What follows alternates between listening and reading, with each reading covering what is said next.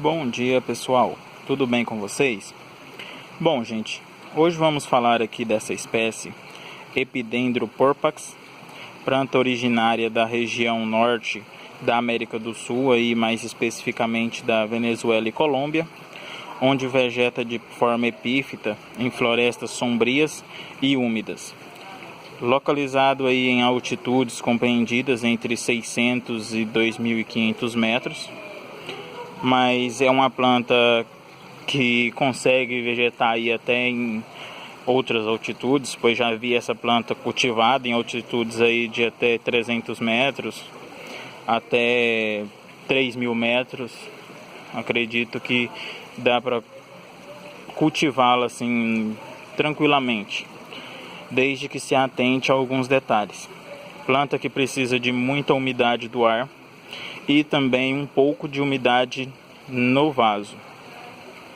Uma planta de pequeno porte, é rasteira, como vocês podem ver aqui, uma pequena touceira que eu adquiri há um tempo aí.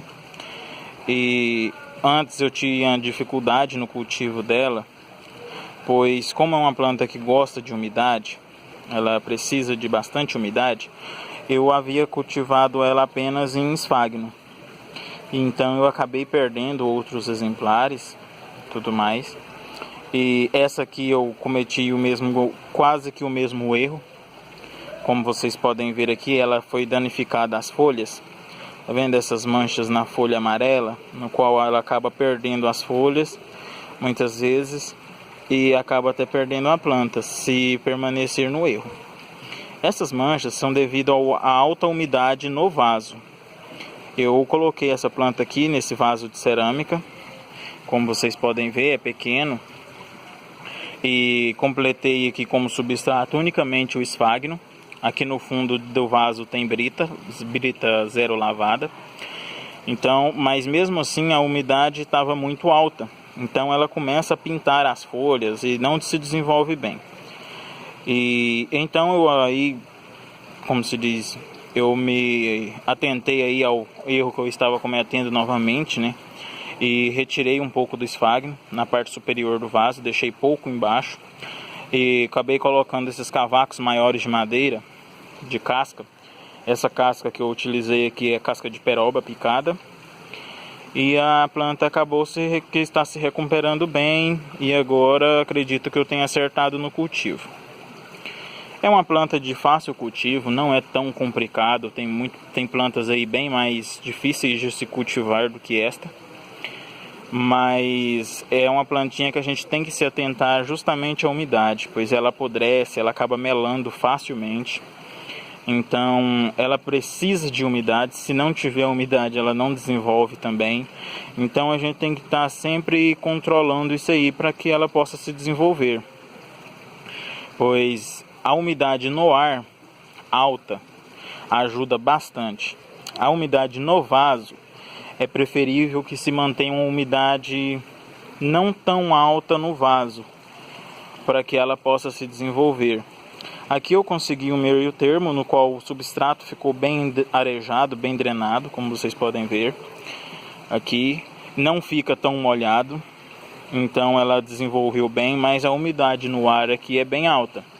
Como eu cultivo ela em cima de uma bancada, dessa bancada aqui. Como vocês podem ver, é onde eu cultivo Pleurothales e grande maioria dos meus bulbophyllums asiáticos. Então é uma bancada onde tem muita umidade, como pelo aspecto dos vasos, vocês podem ver o substrato cria esse lodo facilmente, então isso é devido à umidade. Então o ambiente aqui em si fica bem úmido. E essa planta está se desenvolvendo bem. Planta que flore bastante. Ela dá aí grande abundância em flores. Apesar de florir apenas uma vez ao ano, ela vem muitas flores. É uma planta que fica bem carregada. Conforme ela vai aumentando a touceira, ela aumenta também a quantidade de flores. Ela tem um porte vegetativo rasteiro, meio que um cipó rastejante, podemos dizer assim. Tentar focar aqui no vegetal da planta para vocês verem. É um cipózinho que se enlastra e vai criando ramificações e acaba formando aí grandes touceiras rapidamente. Planta que cresce bastante também. E é uma planta que tem uma coloração assim bem discreta, mas de beleza ímpar. Não tem como falar da beleza dessa planta assim em si, pois não tem o que, ela não deixa a desejar. Desde uma forma bem peculiar, uma coloração diferenciada. Essa planta assume também algumas variedades com o labelo mais, com esse marrom bem intenso, e outras com um pouco menos de marrom, mas nessa tonalidade verde em pétalas e sépalas. É uma planta assim que não tem um perfume, pode-se dizer, perceptível pra gente, mas não sei como que ela pode ser um alvo aí de polinizadores, mas é uma planta que também forma cápsulas facilmente. Então eu acredito que a coloração dela que atrai, eu não sei dizer para vocês ao certo, mas ela forma cápsulas facilmente, e isso aí ajuda na produção dessa planta. E super indico aí para quem não tenha, adquira essa planta na coleção. Para quem gosta de mini e micro orquídeas, é uma planta que não pode se faltar assim na coleção, porque é incrível o desenvolvimento dela, desde o porte vegetativo, a floração. São flores grandes, apesar do porte da planta. Afasta um pouquinho para vocês verem. A planta em si é bem menor, bem pequena, e as flores é bem maior do que a própria folha da planta em si. Então é uma planta que se destaca aí no meio em cultivo. E quem não tem, adquire. É uma planta de preço muito acessível, uma planta bem baratinha aí, que cabe no bolso de todo mundo, e de fácil cultivo, desde que se atente aí a esse detalhe. Uma adubação que não é tão exigente, ela não exige tanto de adubação, uma planta que se desenvolve bem com adubação, vamos dizer assim, o mínimo de adubação. Ela continua se desenvolvendo bem, não precisa de cargas aí excessivas de adubo, nem adubações regulamentadas aí com periodicidade, nem nada. Então é uma planta que se desenvolve muito bem mesmo. E o que temos para falar dessa planta mais é isso. É uma planta muito fácil de se cultivar, não tem assim critérios específicos da espécie nem nada.